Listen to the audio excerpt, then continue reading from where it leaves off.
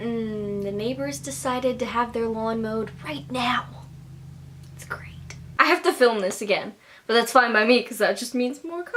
Hey, hi, hello, my name's Danielle, and if you couldn't tell by this shirt, today I'm going to be doing the coffee book tag. And I have my favorite mug here, mostly because it's huge, and it also says, it's always coffee time, which is very true. So I'm filming this video again because a main thing on my channel is that I want to be authentic, and the real me is normally bubbly and happy, but when I tried to film that video the first time, there was so much noise, there was lawnmowers, and I was just annoyed, and I wouldn't have been proud posting that video. So we're gonna do it again. But past Danielle actually had a question to add to this video, so you might see her pop up. This tag was originally created by Bangity Bangs a couple years ago at least, but I figured it was time for another new old tag. But really, I just wanted an excuse to drink coffee. I wouldn't necessarily say I'm Lorelai addicted to coffee, but you could call me Rory addicted to coffee because it's still there, it's just not as intense. And I'm gonna be answering some questions. So I have my usual order here. Normally I get a venti vanilla iced coffee, and because of that, I'm actually gonna add another question to the tag to start off with, and that is your go-to book. So other than the obvious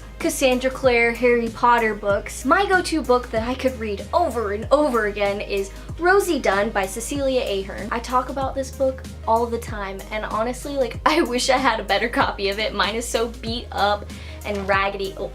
But lately, my go-tos have actually been anything Percy Jackson. I'm still working my way through this first series, but Percy is one of my favorite characters to read about, and he's just so funny. That's it. Okay, is she done now? Great. On to the original tag. And for that, the first question is black coffee. Name a series that's tough to get into but has a lot of hardcore fans. And for that, I haven't actually chosen a series, I've chosen a book, and that is The Host by Stephenie Meyer. I don't know what it is about this book. I saw the movie and it was pretty good, but I have heard nonstop rave about how much better this book is. But every time I try to start it, I don't get very far before I have to put it down. I just can't get into it. It is what it is. What it is, what it does, what it is, what it isn't. Looking for a better way to get a better instead of get it on the internet, checking it, hit me it up. First out, pimp shirt, walk it. Okay, I'm done. Sorry. Guess you could call that my hidden talent. I had to put my coffee down, it's way too heavy. The next question is Peppermint Mocha. Pick a book that gets more popular during the winter or festive time of the year. And for that, I have chosen My True Love Gave to Me. If we're being perfectly honest, basically all that I read during December is Harry Potter, but this book is probably basically Christmas. I haven't actually read it yet, but we'll get there. I guess a book I could say for that one is Let It Snow, because I actually have read that book. It wasn't my favorite though, so. The next one is Hot Chocolate. Pick your favorite children's book. And for that one, I actually am gonna say Harry Potter, because it's a classic. I started this book in 2nd grade. It came out when I was born, I'm pretty sure, but I started it in 2nd grade and it took me the entire year to read this one book. And I loved getting to grow up with it and read along as I grew up, and I have so much love and nostalgia for these books.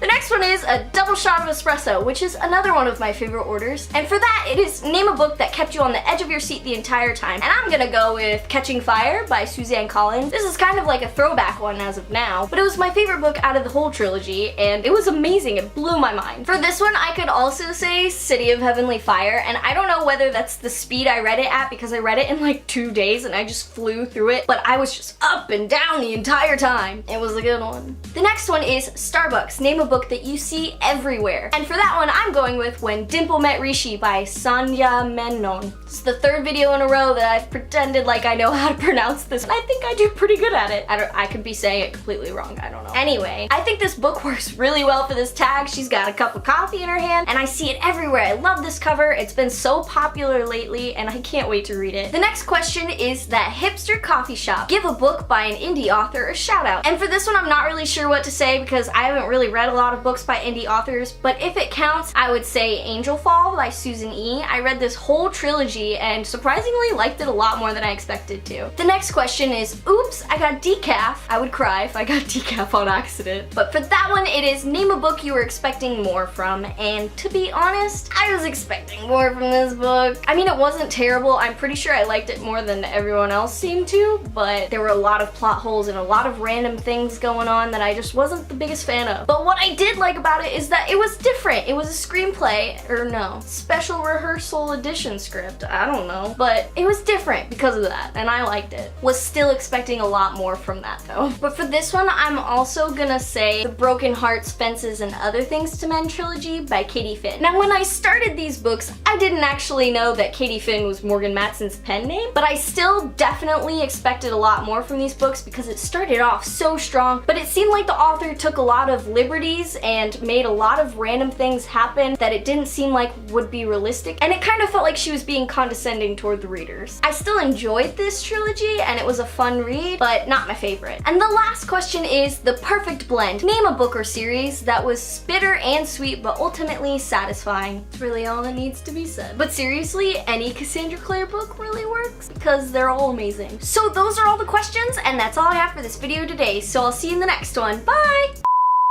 I can't really jump down. I'm on a chair. This is why you don't lend books out. This one has it too.